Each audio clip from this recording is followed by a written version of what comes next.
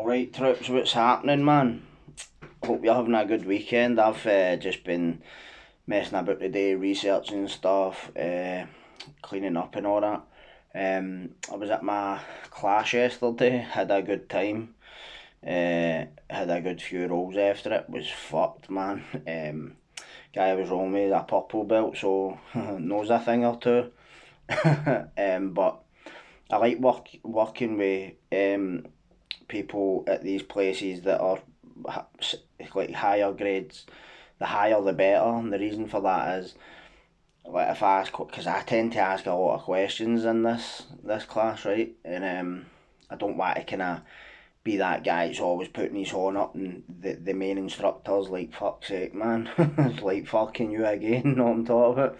So like when I'm like kind of spot doing the drills with somebody who's a higher grade, then I can kind of um uh, ask them questions, because sometimes I find when I'm doing drills there could be like it could be like 5 steps to this whole move, and missing one part out could just get the whole thing wrong. It's a bit like doing a calculation. If you get one number wrong, it would fuck up the entire thing. And this isn't kind of a knock on anybody that's like a white belt like myself. Like, not even get one stripe on my white belt yet. It's all good but on it, because just show up, put the work in and all that. So it was like when I started karate as well, I would like to kind of spar with somebody that was like had been gone a bit longer, so that I could go like, what was I doing wrong there? So you're getting feedback, know what I mean, that you improve upon when you're doing it the next time. So I enjoyed myself, but when it was a nice day as well. I came back for the class, and my fucking lizard, I nearly shat myself, had laid fucking eggs all over the cage. I don't know if anybody's know anything about bearded dragons, but that's like them going through their menstrual cycle, the female ones anyway. Because I mind the first time it happened, I came back for karate man, and Spike, my lizard, who I believed initially was a male, was actually a female. I came back and the fucking thing had laid eggs in the cage, and I shat myself. I was on the phone to my pal who breeds. I'm like, that fucking thing's just laid eggs. I thought they were going to fucking hatch, didn't I? And fucking dragons were going to pop out, man. But no, it doesn't work like that. They need to, the male has tails. Fuck knows, I don't know, but they don't. But anyway, aye, that was a fucking bit of a laugh, know what I mean? But it's all good, man. I want, so anyway, right, listen to this. Before I get into the video I wanted to do today, right, I wanted to just bring a wee hang up, right? So obviously I've monetised my channel, right? But once you monetise it on YouTube, you need to do a thing called an AdSense account. Now, when I made my AdSense account, they're asking for all these documents, right? Fucking tax forms, passports and all this shit. Oh, fucking hell, it's enough to put you off even doing it, do you know what I mean? I was sitting going, what, fuck all this monetisation, man, I can't be fucked with all this, it's just a headache, all this red tape bureaucracy, pish, man. But that's just wading through stuff like this for, you know what I mean? It's just hurdles, kind of better hurdles than the ones I've had before, obviously, you know what I mean? And then I was like, fuck that, not. But you know what, I will do it, eventually. It's just a pain in the arse. I hate all that stuff. So I had to ask a couple of people of who have got their own channels, like, how did you navigate that? And they're giving me feedback, so that's that. But the reason I wanted to bring up was because there's a thing called Ko-Fi, right? A Ko-Fi account. And it's like, somebody had mentioned it, I think it was in the chat or something like that. Like, how do you know set up that donate a coffee shit or something, right? And I was like, what's the point in that? Know what I mean? But I thought, like, why no set it up and like try and like raise money for things like RSPCC, Royal Society for Prevention of Cruelty to Children, RSPCA, Prevention of Cruelty to Animals, things like that are good causes that mean something to me. Do you know what I'm talking about? That I assume would mean something to everybody, or most days anyway. So I don't know if that's even possible. You can do that, but if people are donating to it, then I imagine you should be able to use it for things like that if you wanted to. Because I mind in 2021 I did a sponsored fire walk for spina bifida and hydrocephalus. I think I put the video in my shorts of like walking across like a fucking bed of hot coals, you know what I mean? And I can't mind how much it was I raised. Say it was like £200. It was something like that. You had to raise like £200 to do it. And I raised like the minimum amount, do you know what I mean? And it's just a way of putting back as well, and doing a bit of good, do you know what I mean? Because like, I know I do that volunteering and all that, but to me that, I know it's volunteering is in a way putting back, no matter what you're volunteering for, but to me doing like the other stuff that I was just mentioning about the RSPCC and all that, that's like, to me that's doing really good, no bullshit, know what I mean? So if any's want to leave like comments on this video about it, I'd be happy to kind of take it on board or what you think or whatever. So let us know. But anyway, some of you might have noticed in the news that there's a certain music mogul with a lot of allegations flying about this character, right? Now, the person that I'm referring to is a guy by the name of Sean Combs, who goes by the stage names Puff Daddy, P Diddy, fucking Pure Diddy, you know what I mean? Imagine you were from Glasgow and your nickname was P Diddy. I always said like, what, Pure Diddy, like pure dafty, you know what I mean? But obviously, guy was extremely successful, like more money than he could ever spend, but at what cost? Do you know what I mean? And like, I grew up listening to a lot of rap, not so much him, but obviously he was like best pals with Christopher Wallace, aka Notorious B.I.G., who was shot dead in LA, and Puff Daddy was actually in that at the scene when this happened. He wasn't in the same motorism, but he was in the kind of the convoy of motors, not, I mean, they're all driving about in the big 4x4 Jeeps, man. There's like fucking 8 of them, 10 of them, whatever, and he was like 3 motors behind or something. When Chris Wallace, Notorious B.I.G., was shot dead. So he was Puff Daddy was at the centre of all that Tupac fucking B.I.G. shit. And obviously the one of the guys who claimed to be involved in Tupac shooting was actually recently arrested and charged for that. I don't know if his indictments came through yet, but I've always said it's going to be interesting to see if Puff Daddy's kind of on that witness list, or if his name comes up in that investigation, because I don't imagine the guy who was charged with Tupac's murder, is it, I think his name's Dwayne Davis, I'm no sure, but he gets called Keefe D. So in all these documentaries and all that shit, know what I mean, because it's quite a notorious case, know what I mean, and we're seeing a lot of this with all these fucking historical cases all getting fucking solved 30, 40 years later, not, but that the Tupac incident and the link to P Diddy, Puff Daddy, whatever the fuck you want to call him, isn't the focus of this video. The focus of this video is actually like kind of some of the allegations going about him and some of the facts going about him, and it links to all this kind of this embedded perversity in the fucking entertainment industry.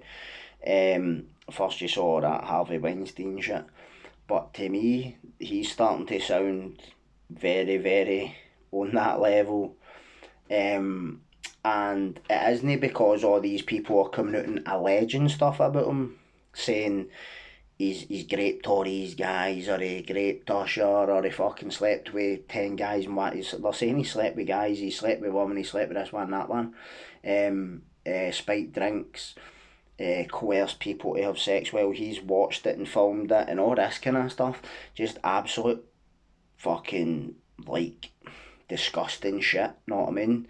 And the kind of, we've not, and this is another thing as well, right? So recently he had hussies, his mansions were raided by federal agents, right? And when federal agents are booting your door in, man, somebody, they don't just, this doesn't just happen, right? Like, something's been said, somebody close to him's been caught and gied him up, whatever it is, right? So basically there was a young singer, this young R&B singer for kind of the mid 2000s, say 2005, her name was Cassie, right? I don't know if any of you remember her. I vaguely remember her. I can't mind how many songs she did, but she was kind of here one minute and gone the next, right? And I wasn't aware of the fact that she was signed to Bad Boy Records, which is Puff Daddy's record label, right? I wasn't kind of up on all that shit, know what I mean? Because to be fair, she wasn't really somebody I would listen to. I was in jail at the time, and I would just see her on the fucking, see, like when you're watching MTV in the cycle, and she'd be the next one to come on. But quite kind of seemed like she wasn't like on wearing very skimpy clothes, showing a lot of, do you know what I mean? Like you see a lot of kind of singers, then she just seemed like she was kind of starting out the kind of prim and proper, know what I mean? But apparently, he had been like seriously manipulating and controlling this young singer. So I believe that what happened was Puff Daddy he'd been in a fucking nightclub or something and heard her first single. So she wasn't as big then or whatever. She just started out. She was only like 19, 20, if that. And he was like maybe hitting 40, and he's been like that. Because by this point he's at the peak his power, like, because very powerful guy. Like they said, that I did read in places way before this shit was even coming out that the only guy more powerful than Puff Daddy in that industry was Jay-Z. If they didn't like you, your music wasn't getting played, you were basically blacklisted, you were fucked, know what I mean? They could just ruin careers with one phone call. Which is quite interesting, and I'll get into that. But there's he had got this Cassie to sign for him. Her name was Cassandra Ventura. That was her real name, right? So he's got her to sign for him, and once that's happened, because obviously she's a young lassie, 19, and like that would be like you playing a fucking for a pub team or something, then say like a Rangers are fucking booting your door down to sign you. You're no saying no, know what I mean? But there was red flags no long after she'd signed for him. Like he was controlling every aspect of her life. Fucking, I mean, super controlling. I would go to the extent to say Puff Daddy's a megalomaniac. Do you get what I mean? And that's probably the result of the amount of money he's got. The fact that nobody's telling this guy no. He can influence people to do stuff, like, just so they say power corrupts, but absolute power corrupts absolutely. Do you know what I'm talking about? Like, it's like making a deal with the devil, innit? But I believe at first they started kind of making out he was this kind of father figure and all that. But after that, it's took a dark turn with allegations of fucking raping, threats of violence, serious domestic violence, where he's been battering this young lassie, who he's basically spun this big web round, and she's the fly at the centre. Do you get me? Spun this big web round her, like, with the throwing the money about, buying her motors, buying her a fucking apartment, taking her shopping, whatever, right? And none of this is this isn't allegations. This is all court documented. Know what I'm talking about? Because she'd went through a 10-year period where, like, after he'd been threatening her and doing this and doing that, she'd try to, like, just get to fuck for him. She's ran away a couple of times, whatever, but he's always tracked her down, lured her back and all this kind of stuff. So but probably just broke down broke down her barriers and cutting people off and about until she's basically feeling that she has nobody else but this fucking scumbag, know what I mean? And that's like a classic sign of an abuser or a narcissist, where they get you to block all your pals, your family, and then so it's just you and them.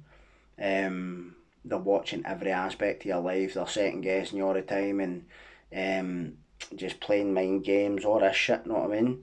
But she had actually filed a civil case against Puff Daddy, which he settled out of court. Now, I dare say people or his lawyers would say settling out of court isn't an admission of guilt. Well, let me tell you something about that. See if I had the money he had and somebody made up allegations about me that I knew for a fact were a lot of shit, I would spend every fucking dollar I had fighting that, because that would be the ultimate dishonour, stain, whatever you want to call it. Like I know, like it's me, like me personally, right? Like I've done crazy shit in my life, bad shit in my life, but one thing I would never do was like kick fuck out my bird, tell her what you doing wearing makeup, what you doing talking to this guy and that guy. Like, don't be a control freak, mate. It's the height of fucking, it's just it's not a very masculine trait to me. It's the height of weakness, man. It's just the absolute height of fucking weakness and low self-esteem and narcissism. Do you know what I'm talking about? And these guys thrive on controlling people they perceive as weak, especially the opposite sex. And I'm not saying there's no women out there that do that, but obviously I have seen probably more cases of males doing it than females, but that's not to say there is more cases, it's just what I've seen in my life, know what I mean? I don't know about anybody else. But the strange case, or the scary thing about this case was there's a lot of people linked to these allegations who have turned up unalive, and that's not to say that he's off them, but bit fucking convenient if you ask me, do you know what I mean? Especially when he's got all this money, like doesn't even go to jail for like these allegations with this lassie Cassie, man, whose life and career, I believe that this guy's absolutely fucking ruined. And how many other people's he done it to? It's like the guy in the street, right? So you get predators everywhere, right? It's not just fucking on the street in the scheme stoating about in a white van or in the music industry, whatever, but it's like the more money and influence you got, the more it's swept under the carpet. Do you know what I mean? Like that Jimmy Savile shit, man. He'd been pulled in for a fucking Yorkshire Ripper murder. Who? Come on, the police pull you in for shit they know you're capable of or you've done in the past. So ask yourself, why did the murder squad think they could question Jimmy Savile about a Yorkshire Ripper murder? Know what I mean? But anyway, that's getting off track. So there's a lot of people, and I believe one of them was Puff Daddy's ex.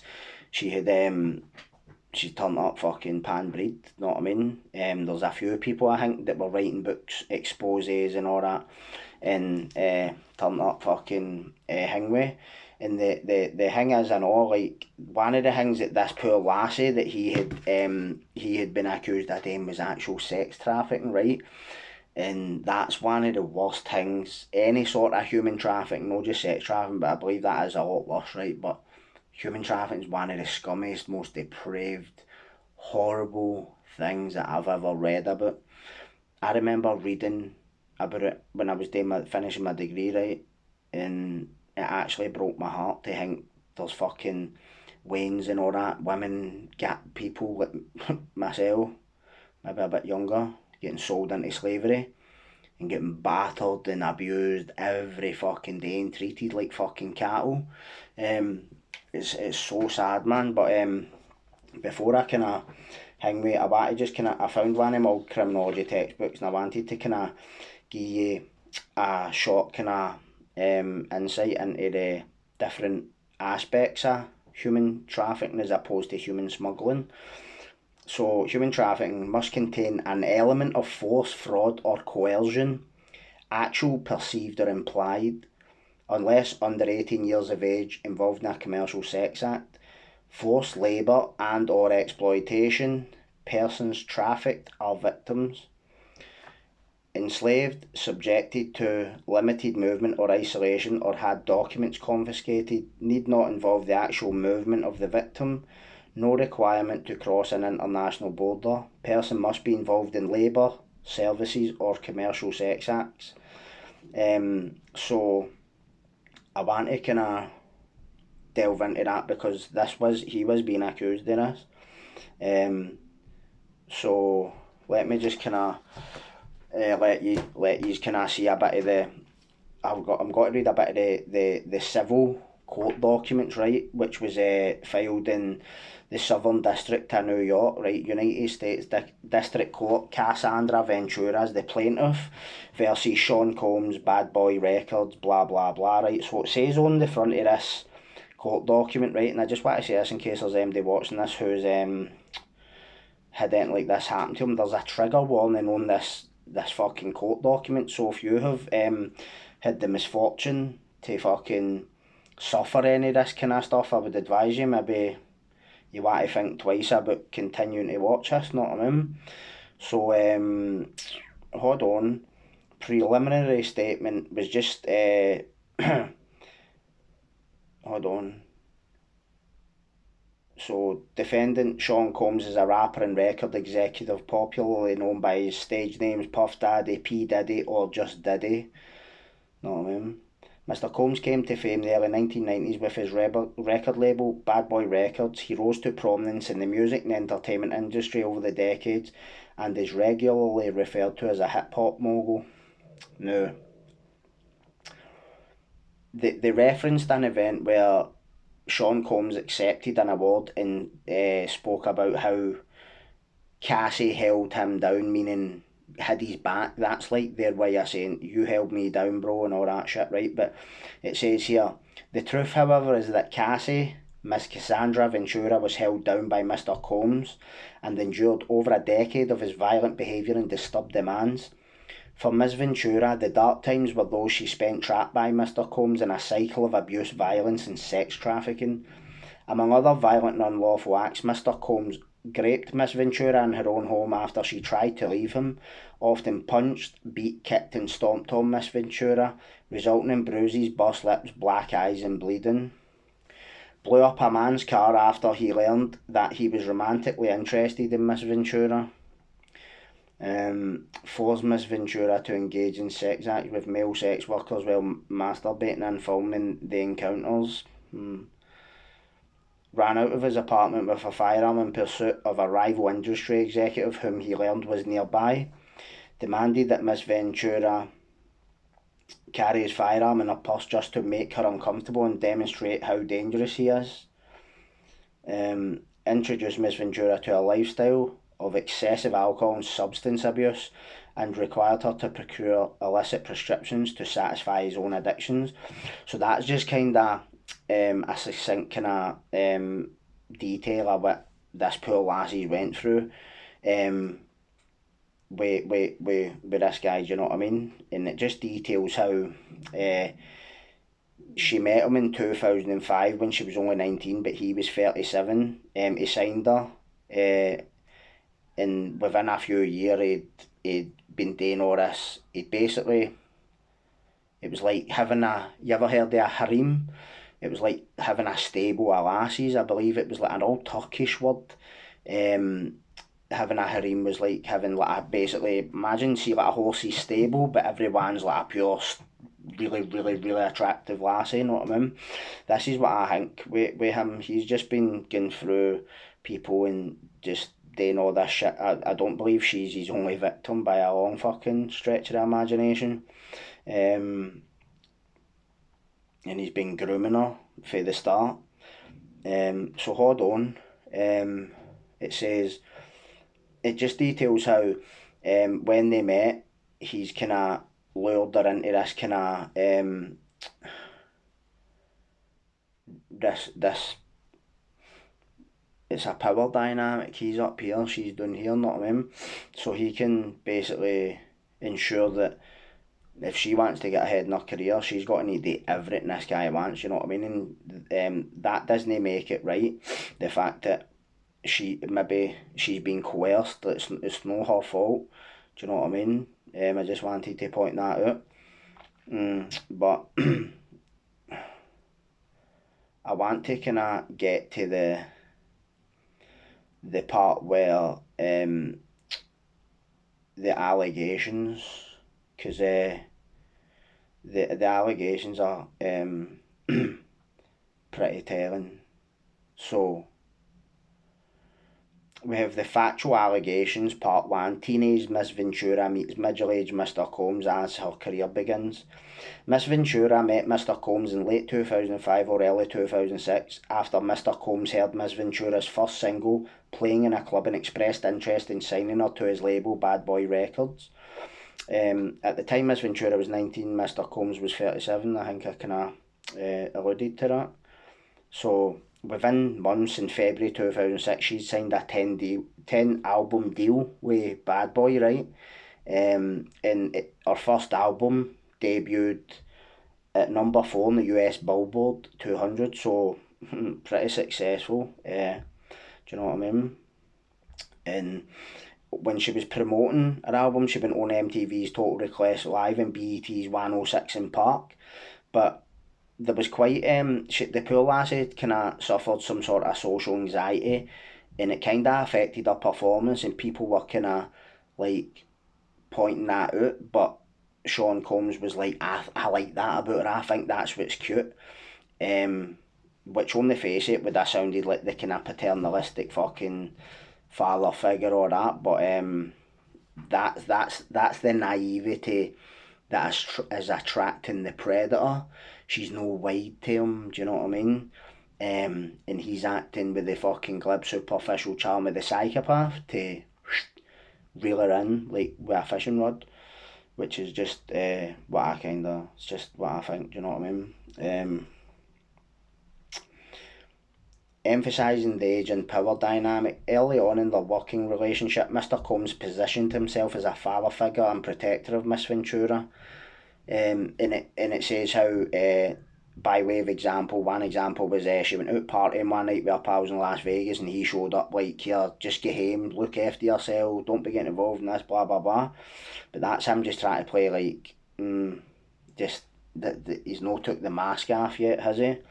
And he showed up at her 21st birthday party unannounced with all these famous A-listers and just basically took her this party, do you know what I mean? And I believe it says that he'd forced himself on her, kissing her in the toilet, and she's ran away greeting, told her best pal, but look, she's no came forward about it.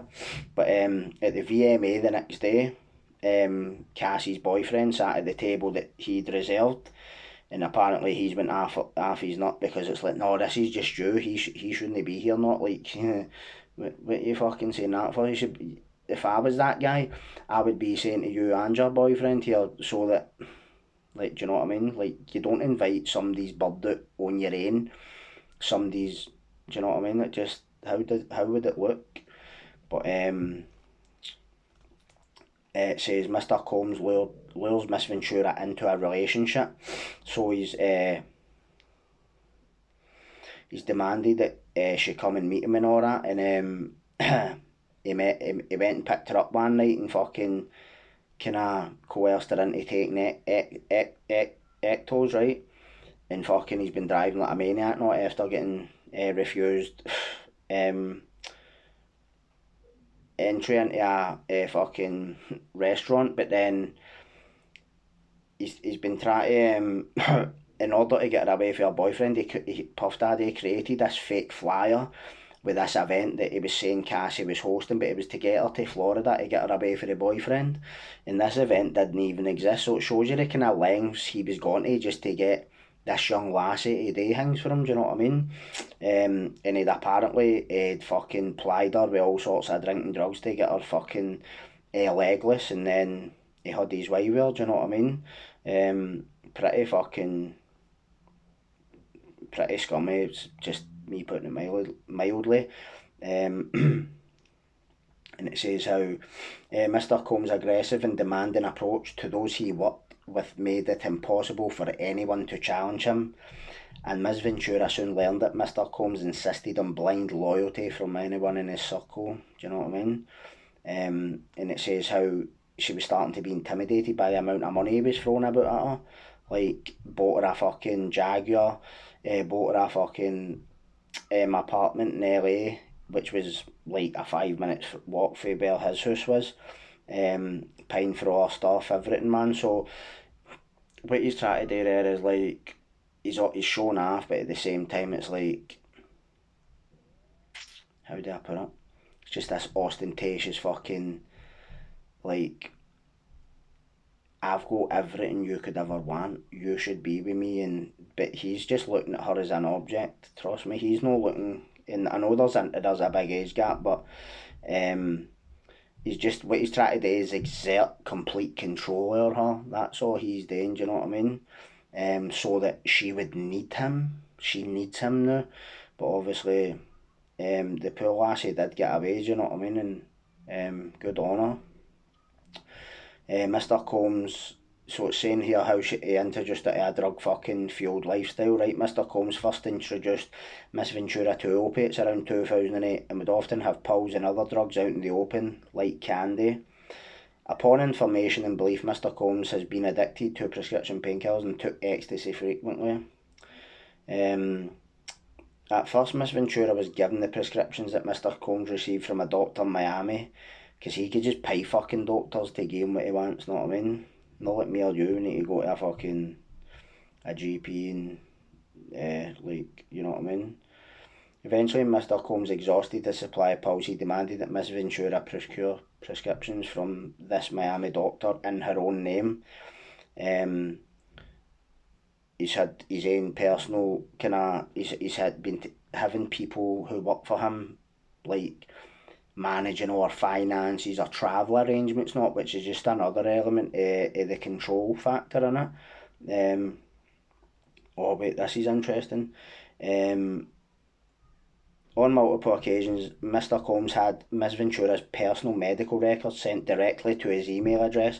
For instance, when Miss Ventura began experiencing memory loss, potentially due to excessive drug use and or head injuries caused by Mr. Combs' beatings, as described below, her MRI results were provided directly to Mr. Combs. Mr. Combs also repeatedly arranged for his staff to drive Miss Ventura to certain doctor's appointments. Wow, man. The amount of fucking control that this guy is showing her, this lassie, like, he's just what I say, he's just a control freak and a megalomaniac, man. In this way, Mr. Combs exerted ownership over Miss Ventura as another example of the ways in which he manipulated Miss Ventura and ensured obedience. Early on in the relationship, he asked Miss Ventura what she called her grandfather.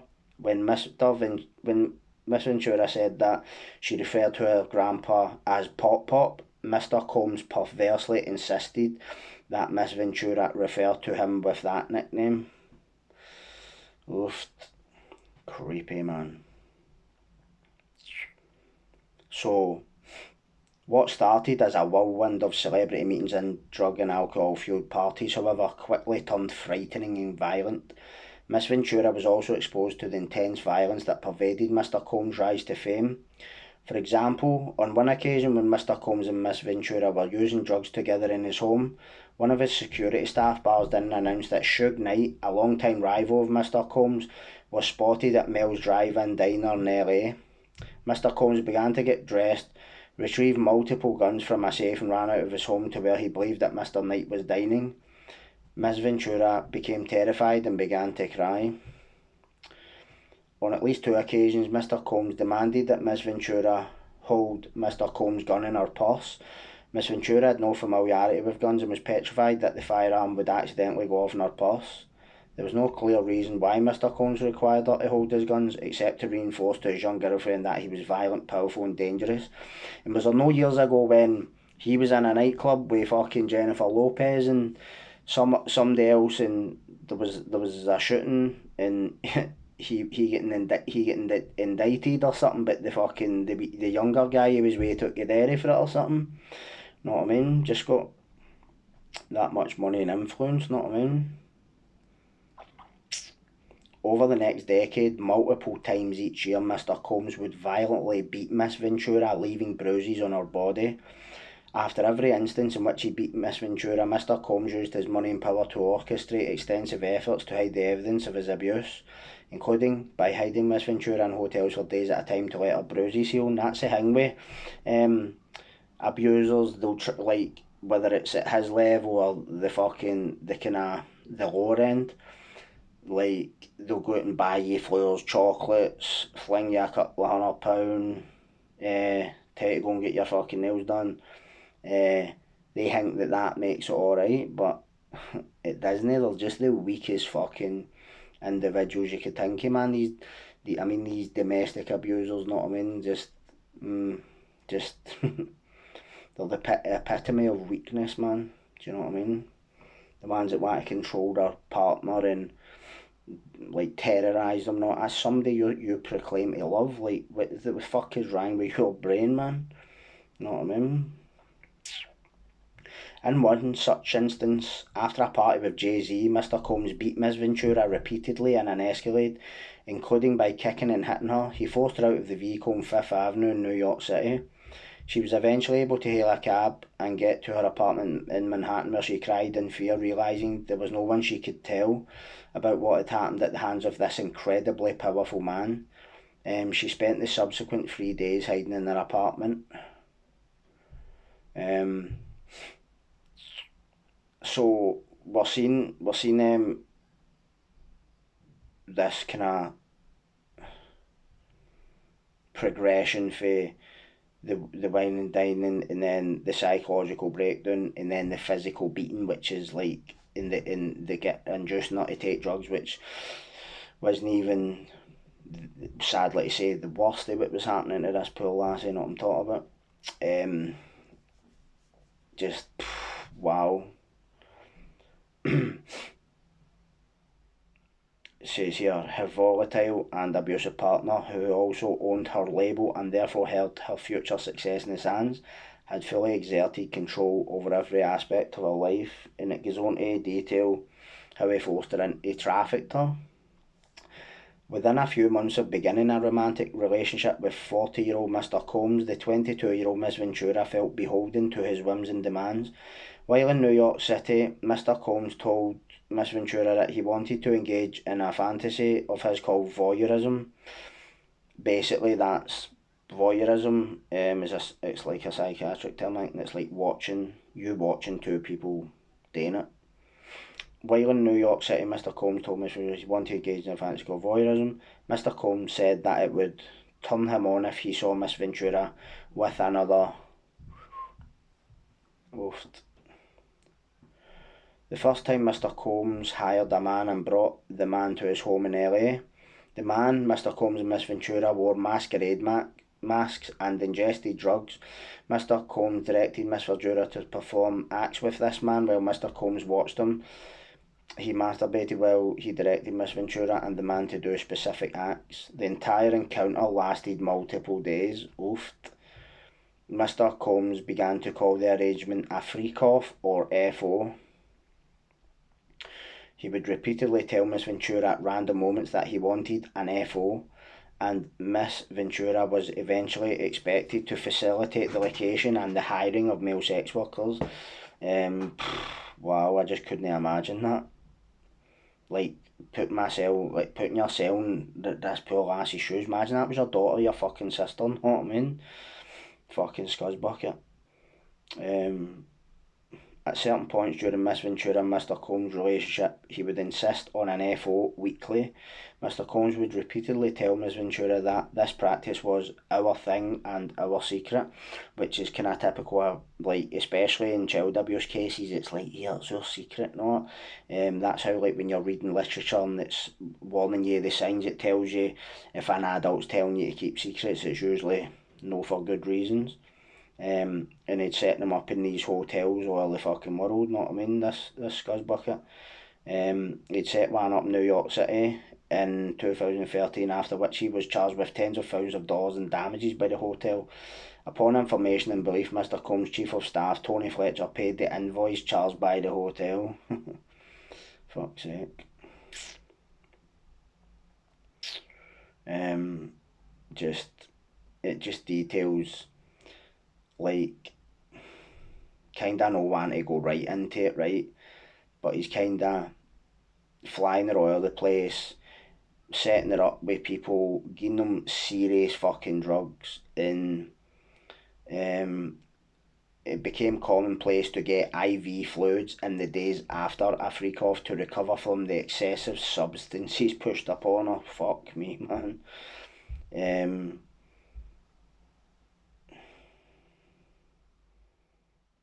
and it's pretty damaging. And there's actual quotes that he's like he's sitting watching her doing it with other people and asking her questions while they're doing it and all that. What? Um, he'd be filming her like the works. So, and it actually says here, during some freak-offs, Mr. Combs would become extremely intoxicated and would hit Miss Ventura in front of the male sex workers. Um, and she would have been petrified to him, do you know what I mean? Like, it's just sounded like a Faustian bargain when she signed for him, but she just sounds like she didn't know what she's fucking letting herself in for, because how would a 19-year-old lassie signing for one of the most powerful music fucking executives on the planet ever think that this was how it was going to turn out? Do you know what I mean? Frequently, her anxiety before a freak off would become so great that she would become physically ill, sometimes to the point of vomiting. While kneeling over the toilet, Mr. Combs would shame her into performing for him, eventually forcing her to get up and proceed with the encounter.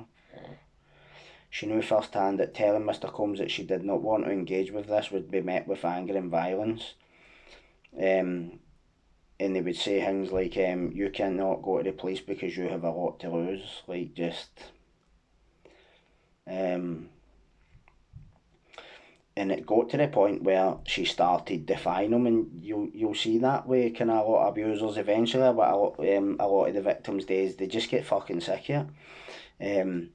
I know it's kind of maybe not related, but I remember when I was a kid and I used to stay with my real ma for a year and a half, right, and I'd be getting downs all the time, I'd be shitting myself, and I was particularly scared of her husband, and I would never answer him back, would never greet when I was getting battered, nothing. But then it started getting to the stage where I was just like, go fucking hit, like, I don't care anymore. You just get that way. Do you know what I mean? Just fucking, so, any, like, I don't want to like go pure right into, because it's like a 35-page document, which he that he settled out of court. Do you know what I mean? And he's want to read it, you can go on Google, just type in P Diddy Cassie um, lawsuit, and you'll see it. But that kind of behaviour, do you know what I mean? It's just, and like people, you'll get some people saying that they thinking of he's no like that and all that, but what kind of interest do they have in this case? What kind of stake do they hold? There's no smoke without fire, and I guarantee you, she's no his only victim, because he was famous. Excuse me, he was famous and rich long before she showed up. Do you know what I mean? And when we're talking about the aspects of human trafficking, like the coercion and all this kind of stuff, do you know what I mean? He's just this caught this impressionable young lassie, 19-year-old, know what I mean? Never took a paracetamol for a sore head, and before you know it, man, she's just signed a pact with the fucking devil, do you know what I mean? And I'm sure I'd seen somewhere that Puff Daddy's ex, Kim Porter, who people say died in mysterious circumstances, was actually schooling Cassie into how to take Kim down, how to bring him down, how to destroy his empire. And it, if any of these allegations are true about him, man, you would just love to see that happen to him. Like, every dime took off him, every asset stripped off him. Like, people go to jail for a lot less, but in America, because he's got money, it's like he can fight the case. Fucking fight the case, man. I know what I would do with him. I would fling him in with Suge Knight, man. You seen the size of him? Mate. And it's not that. I remember something funny, right, that Suge Knight said on a podcast, right? It might have been on DJ Vlad, I'm not sure. And he said, if I had any advice to him, I would say, you've got two choices when you come to prison: piss standing up or piss sitting down. And what he meant by that was, you're going to be a man in here, you're going to fight every single guy that ever wants to fuck with you, or are you just going to bend down and take it, literally? Because that is what happens in their jails, and that's what would happen to him, especially with all these allegations, like he's met a fucking Peg Usher and Justin Bieber and all these people, do you know what I mean? So, just sounds like fucking these orgies for ancient Rome or something, doesn't it? Just, what, man? It's just perverted. That's what it boils down to, doesn't it? Just fucking minging. But it'll be interesting to see how this all plays out, because if there's any trial, surely she's got to be a witness, and I do think that with the federal agents going through his doors and his couple of his mansions looking for evidence, like, something serious must have been said.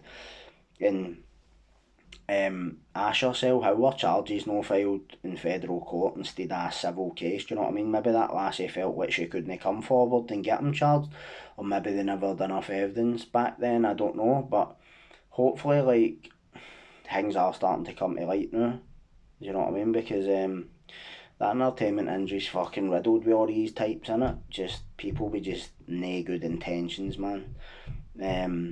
They'll just try to spin the web around you so that there's no escape. And to me, they're the worst forms of fucking people, man. Some of them anyway, just, you're kind of corporate psychopaths, innit? That's what it is. In a position of great power and whatever, to make, to signpost you into doing whatever they want. And it's like, are you doing it, or are you no? Are you doing it and going to have everything you've ever wanted, your family set for life, or are you just going to say no and then hope none of them come after you after it? Not I mean, it's fucking freaky, mate. But as I say, it'll be interesting to see how this plays out, so watch this space, innit? I'm going to leave it there anyway, but feel free to comment and all that and let me know what you think of it. And also that other thing I was talking about the donating to charity and all that. I maybe come on, like, maybe next weekend or something, do a live, man. I'll see what's happening, so I'm sure I need to go up to the jail for the week again, and got a couple of classes on and all that, so, because I don't want to, like, say I'll do a live and then something else comes up and I need to cancel, because I've had to do that with my classes a couple of times. Like, I've booked my classes for the whole week, and then I've had a thing to go up to, like, shots or something, so you're like, fuck's sake, I need to cancel the class, you know what I mean? But I can date it at night time and all that, but I prefer to date during the day when there's not a lot of people about, do you know what I mean? But that's that. So cheers for listening, yous, and I will be back on soon to do another video, because I've been sitting looking at all different things to come on and talk about, but that was one I wanted to talk about that was just actually come out the blue when I'd seen that the court documents were online, do you know what I mean? Nothing better than trial papers as opposed to newspaper reports, you know what I mean? Newspaper reports are just a case of he said, she said and all that piss, sensationalised and all that, but court documents are the kind of the meat of the roast, isn't they? It's like court documents, mate, legalised now, it's on paper, you know what I mean? But as I say, cheers for listening, yous, and have a good Sunday night, and I'll see you next time I'm back on. Catch yous.